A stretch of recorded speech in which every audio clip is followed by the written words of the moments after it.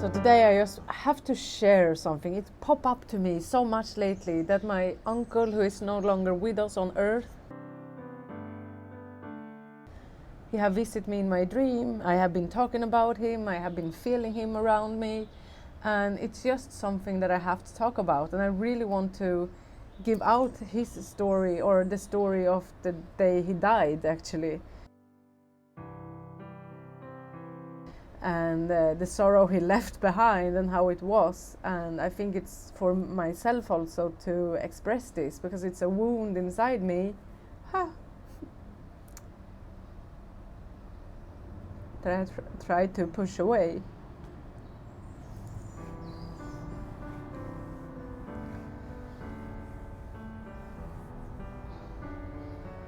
In 2015,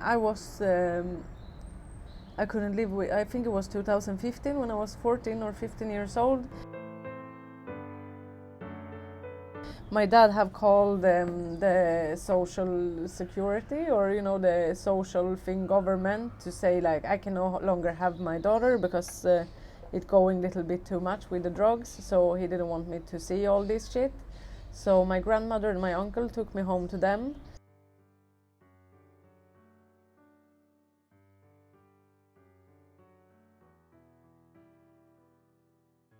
So I lived together with them for 3 years, I think it was. And my uncle, if you know him as a sober uncle, he liked to party too. But then he's kind of shy. But he's so funny, like he's always like making fun, or like little annoying almost, and making jokes and like and I can almost see it.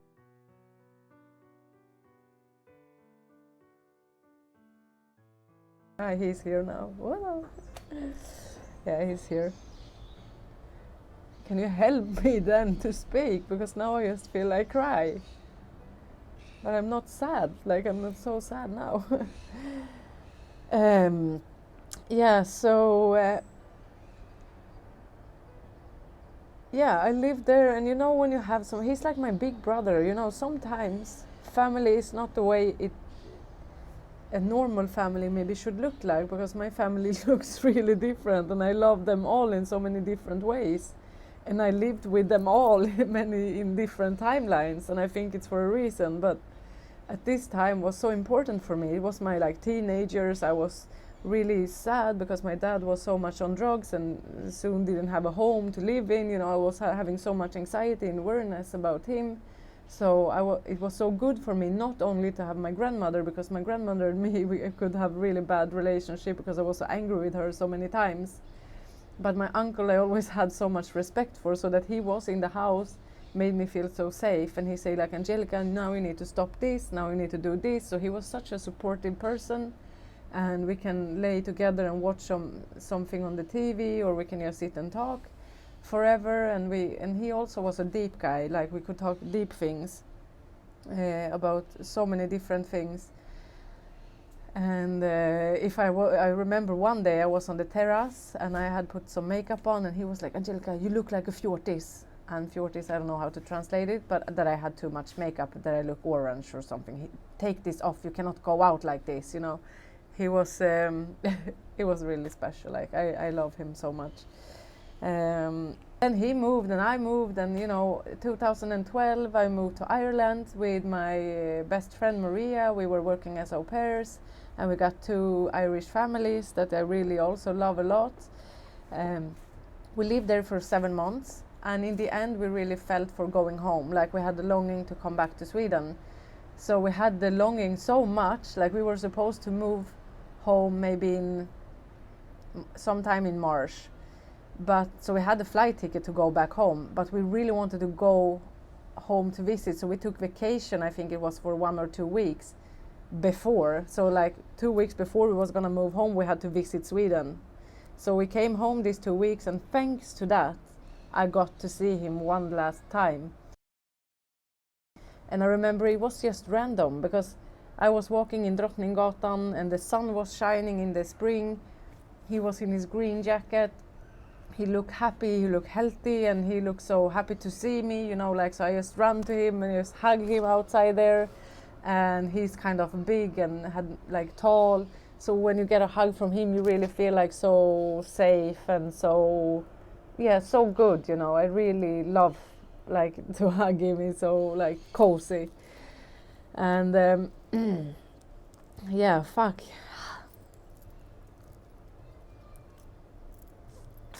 If I just knew it was the last time, I would say some other things.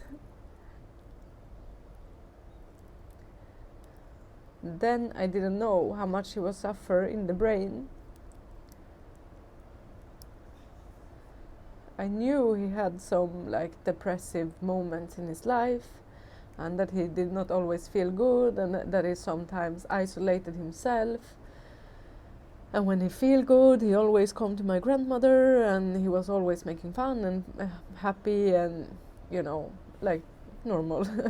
Then I go back to Ireland, and I text him because we were supposed to start working out to get together, because I really needed help, because I felt like I had no control of how I was gonna eat, or I was not happy in my own body.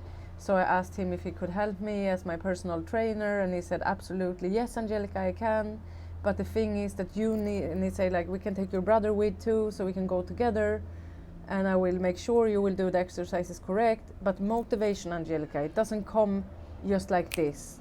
Motivation comes when you do the thing. So you have to exercise and you have to eat right, and then you will see the results, and then the motivation will grow. And I have this conversation in Messenger.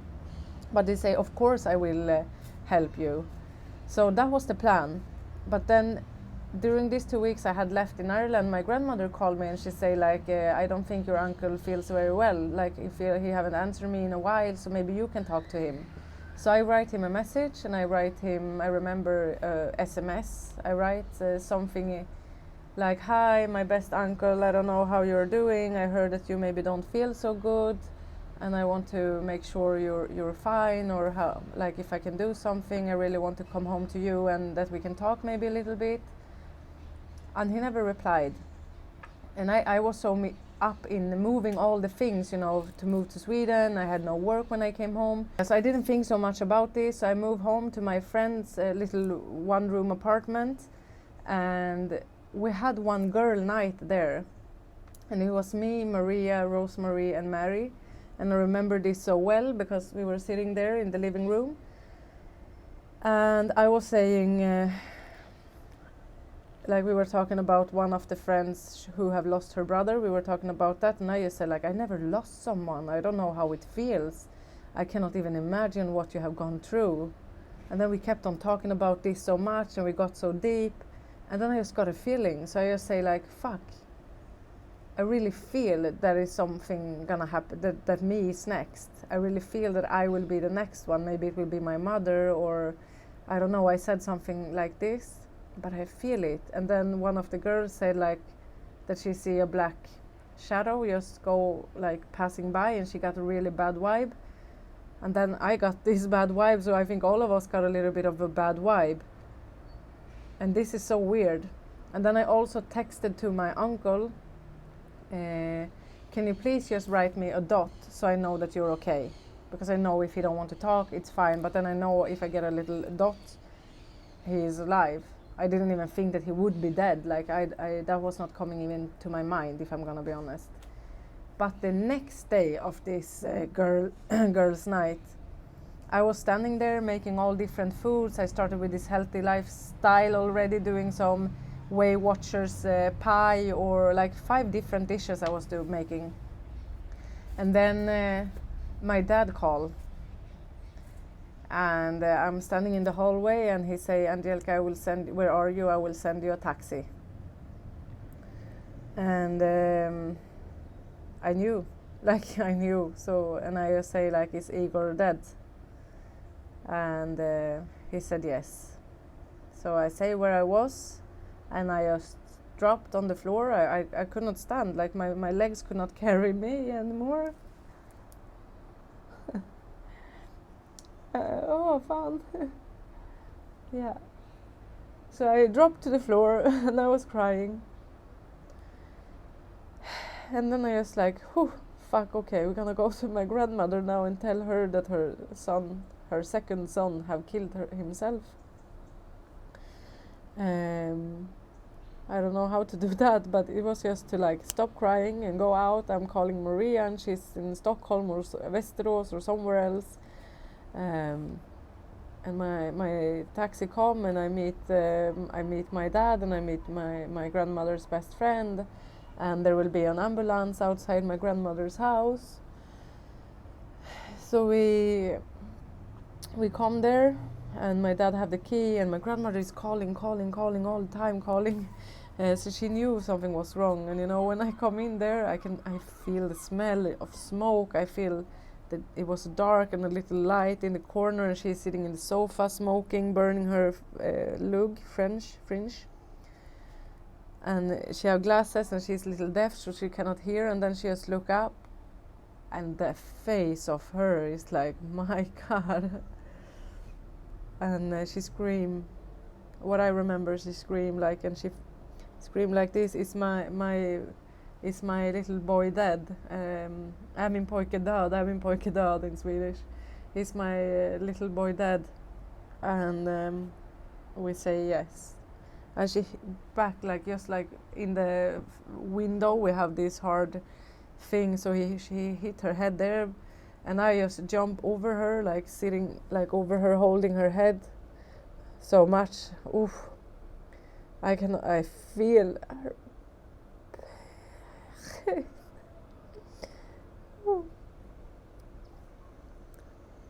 Oh, I feel her pain so much. And the ambulance was there, and she got angry. I don't like. For me, it's also a little blocked. What actually happened?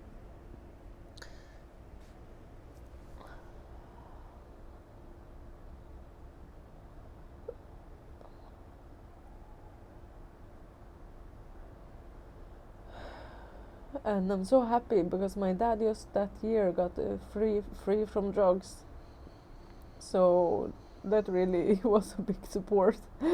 And this is one of the hardest moments ever. And what he did was this night he had been out, and he usually were not on drugs or doing all these things. He was a healthy guy, but I think the last months he have dropped the balance a little bit, so become a little bit unbalanced. This is what I talk about from my experience, how I see these situations. And this night he have come home and strangled himself. He didn't hang himself, he strangled himself it was an outside door, so he have put up something and stand like this and just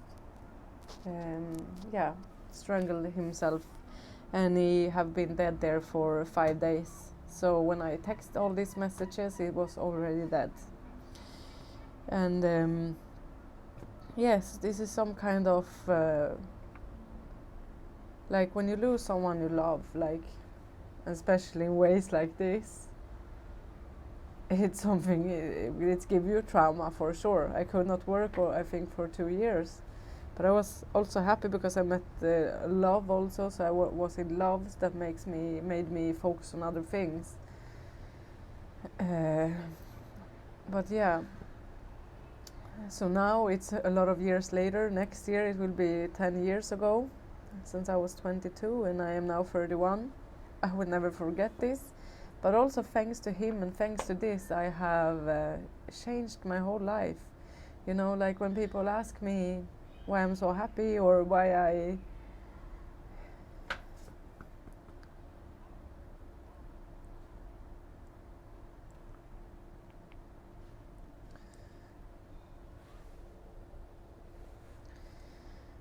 do the things I do, when people think that what I do when I quit my job or I go away from all this safetyness or safety things, that it's a risk. But I see just like, no, fuck, it's not. It's a risk to stay the same, because I see if I would stay the same in my same job, in my same environment all the time where I don't feel happy, I will end up like that. I will end up in this head he was having, also this miserable, all this negative pattern, all this past experience that plays on repeat all over again.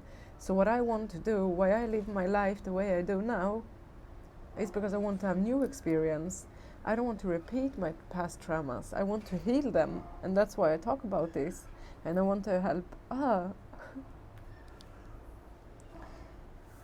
other people to heal.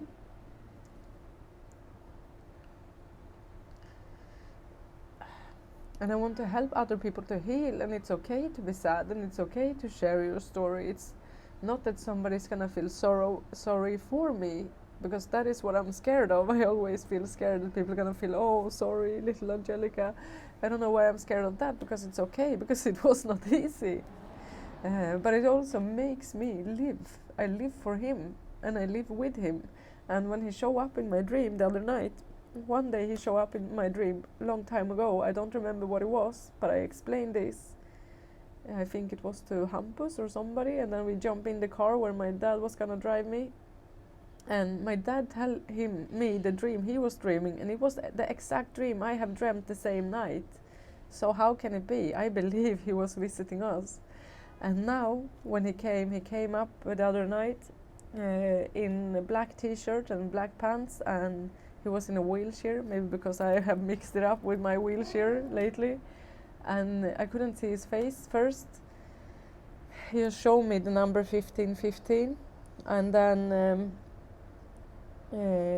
I look up and I see his face, and he smile, and then he just disappear. So I know he's there, I know he's with me, and that dream made me feel and believe that he is one of my teams, one of my team members working for me, one of my guardian angels. And when I read about 1515, I can also see if that angel, 1515 angel, that angel is described also as a shy person that doesn't have so many real friends, and that likes to do things on his own, and a lot of things are so similar to him, so it was just like right on spot. And one more cool thing was that the advice this angel gives, because if you have a number that follow you a lot, you can put in on Google, like Sasha from Bali teach me this, and you can put up on Google like 0 or 1515 angel number meaning, and then you can get the message from the angel. So what the message was is like, first of all, new opportunities is coming for me. Second of all is that I should eat healthier and take care more of myself and what I put in my body. And it's like kind of clear. The only one who would say that is him to me in that kind of way. So I feel blessed. I feel blessed to have him. And I feel blessed that I live my life the way I do, and maybe this explains a lot why I choose to live this way. And my mission now is to guide more people home to their own soul, because I know how it is to not be in your soul, to not be connected to yourself. I know how it is to not be connected to yourself and to your own soul, where you just are out, people pleasing other things, and just running on balls and doing other people happy or fixing things all the time.